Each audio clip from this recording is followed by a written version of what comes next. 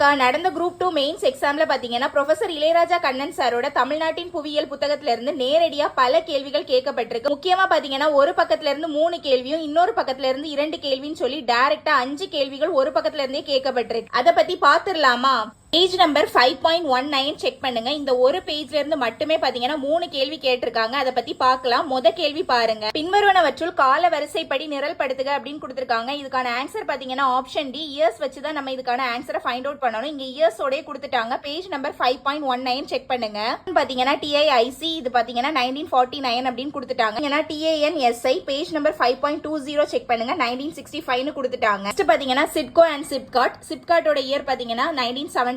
சிட்கோவோட year பாத்தீங்கன்னா 1970. இதை வச்சு பாத்தீங்கன்னா ஆன்சர் நம்ம ஈஸியா ஃபைண்ட் அவுட் பண்ணிடலாம். ஆப்ஷன் டி தான் அப்படின்னு. நெக்ஸ்ட் கொஸ்டின் பாத்தீங்கன்னா தமிழ்நாடு மாநில பொதுத்துறை நிறுவனங்கள் நிறுவப்பட்ட ஆண்டுடன் சரியாக பொருத்தவும்னு கொடுத்திருக்காங்க. சோ இதுவும் பாத்தீங்கன்னா சேம் 5.19 அண்ட் 5.20 இருந்து தான் கேட்டிருக்காங்க. இதுக்கான ஆன்சர் பாத்தீங்கன்னா ஆப்ஷன் டி தான். சேம் இதே பேஜ்ல இருந்து தான் கேட்டிருக்காங்க. நீங்க இதை ரீட் பண்ணாலே உங்களுக்கு தெரிஞ்சிடும். நெக்ஸ்ட் கொஸ்டின் பார்க்கலாம். கொஸ்டினும் பாத்தீங்கன்னா இதே பேஜ்ல இருந்து தான் கேட்டிருக்காங்க. கீழ்கண்டவற்றுள் வருட அடிப்படையின் கீழ் ஆரம்பிக்கப்பட்ட தொழிற்சாலைகளை காலவரிசைப்படி ஒழுங்குபடுத்தவும்னு கொடுத்திருக்காங்க. இதுல பாத்தீங்கன்னா ஃபுல் ஃபார்ம் கொடுத்திருக்காங்க. அதை நம்ம இயர்ஸ் வச்சு ஃபைண்ட் அவுட் பண்ணணும். இதுக்கான ஆன்சர் பாத்தீங்கன்னா ஆப்ஷன் ஏ. சேம் இதே பேஜ்ல இருந்தா இதே கேள்வியும் கேட்கப்பட்டிருக்கு. நெக்ஸ்ட் கொஸ்டின் பாருங்க. சரியான இணையை தேர்வு செய்கன்னு கொடுத்திருக்காங்க. இது ரொம்ப ரொம்ப சிம்பிளான கொஸ்டின். இதோட ஆன்சர் வந்து ஆப்ஷன் ஏ 1 and 4 தான் கரெக்ட். இந்த கொஸ்டினுக்கான ஆன்சர் பாத்தீங்கன்னா பேஜ் நம்பர் 6.11 இருக்கு. ஆக்சுவலா பாத்தீங்கன்னா போக்குவரத்து தொடர்பான தமிழக அரசின் முக்கிய நிறுவனங்கள் அப்படின்னு கொடுத்துட்டு சாலை போக்குவரத்து நிறுவனம் பத்தி ரொம்ப டீடைலா கொடுத்துட்டாங்க. கொஸ்டினை செக் பண்ணுங்க. சாலை போக்குவரத்து நிறுவனம் அப்படிங்கிறது போக்குவரத்து துறையின் கீழ் தான் இருக்கு அப்படிங்கிறது இங்க ரொம்ப டீடைலா இந்த பேஜ்லயே மென்ஷன் ஆயிருக்கு.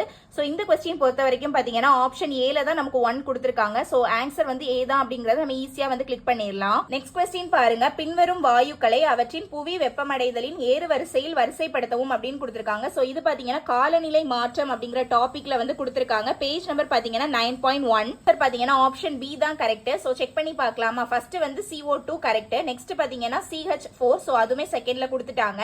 நெக்ஸ்ட் பாத்தீங்கன்னா 5 அதாவது N2O தான் தேர்ட் பிளேஸ்ல வரணும். சோ அது வந்து இங்க கொடுத்துட்டோம். அதாவது தேர்ட் பிளேஸ்ல வந்துடுச்சு. நெக்ஸ்ட் பாத்தீங்கன்னா CFC இது 4வது இடத்துல வரணும். அதாவது क्वेश्चन பிரகாரம் பாத்தீங்கன்னா 4வது இடத்துல இருக்கு. சோ இதுதான் பாத்தீங்கன்னா கரெக்ட் ஆன்சர் அப்படின்னு சொல்லிட்டு நம்ம ஆப்ஷன் B கிளிக் பண்ணிரலாம். அது இந்த பேஜ் நீங்க நல்லா படிச்சிருந்தாலே பாத்தீங்கன்னா இந்த क्वेश्चनக்கு ஈஸியா ஆன்சர் பண்ணிரலாம். ஏன்னா இந்த 5.3 and 5.2ல இருந்து 2 கேள்விகள் கேட்கப்பட்டிருக்கு. அத பத்தி தான் நம்ம பார்க்க போறோம். வாங்க பார்க்கலாம். क्वेश्चन பாருங்க. தவறான கூற்றினை கண்டுபிடின்னு கொடுத்திருக்காங்க. சோ இதுக்கான ஆன்சர் பாத்தீங்கன்னா ஆப்ஷன் சி. ஆப்ஷன் சி நீங்க செக் பண்ணாலே உங்களுக்கு தெரியும். நெய்வேலி நிலக்கரி சுரங்கம் விழுப்புரம் மாவட்டத்தில் உள்ளது அப்படின்னு கொடுத்திருக்காங்க. ஆனா விழுப்புரம் கிடையாது, நமக்கு தெரியும் அது கடலூர் அப்படின்ட்டு. சோ ஆப்ஷன் சி தான் தப்பு அப்படின்னு டைரக்டா சொல்லிடலாம். இன்னும் நிறைய கேள்விகள் பாத்தீங்கன்னா புக் ப்ரூஃபோட நான் நெக்ஸ்ட் அப்லோட் பண்ணுவேன். அது நெக்ஸ்ட் வீடியோல வரும் பாத்துக்கோங்க. அதுக்கு முன்னாடி